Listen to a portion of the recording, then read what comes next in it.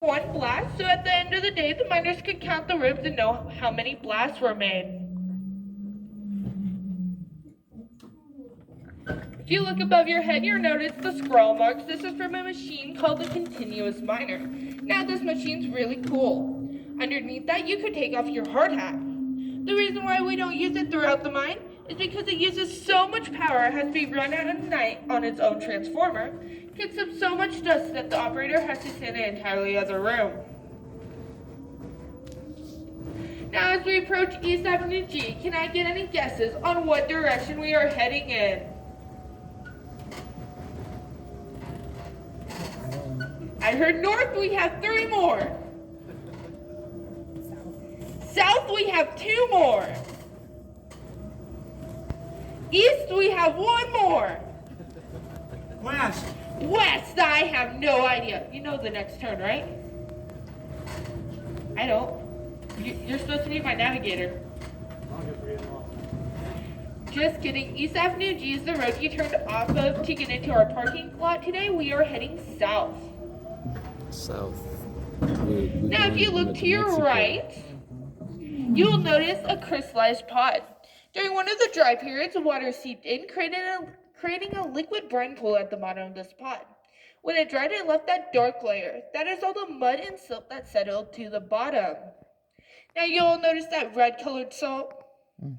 That is extra iron or potassium in the salt. Now, we're very creative with our names. Any guesses on what that is called?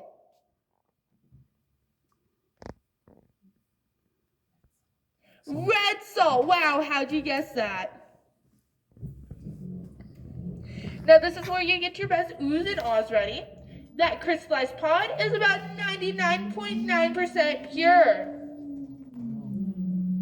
Now, to ruin that moment, the rest of the salt around is about 94 to 95%, so it didn't have far to go. Now, can I get any guesses on what you think the 2 most important things the miners had to originally bring down into the mine were? I don't know. Dynamite was important, but these other 2 are more. Any other guesses? No.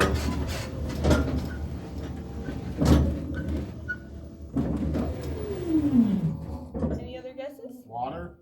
Water was important, but these other 2 are more. Air. Yes, we have to be able to breathe. Any guesses on the other? Light. Light, we have to be able to breathe and see. So, I want you to pretend that you and your buddy Elvis are down here, okay? Go ahead and look to your left. So Elvis goes behind that pillar back there and abandons you. You have these carbide headlamps, which is basically an open flame on the front of your hard hat. So Elvis goes around the corner. You move too quickly. Welcome to mine darkness. Now, if you would stay in this long enough, eventually you would go blind because your mind would not be able to process whether your eyes are open or closed. Now, I want you all to listen to your left real closely. You all hear that buzzing sound? You're going to be tested on that later, so don't forget it. Now, I know you're up here making faces at me. It's not funny. Looks just like yours. Now, if you look to your left, you will notice what the miners would call a gob wall. Now, this is 10 high, 2 deep, made out of old dynamite boxes. Now, you all see that table in front of it? Now, this is what we imagined happened. So your buddy Elvis felt bad for leaving you in the dark, okay? So he offered to build this gob wall for you. When it was done, he looks around the corner and goes, the hoist is about 1.5 to 2 miles away. That table weighs approximately 80 pounds. I'm tired. I want to go home. Nobody will find it anyways. Now, is everybody having a good time? Yes. Yes. Ah, good, because this is where we drop off people who are having a bad time.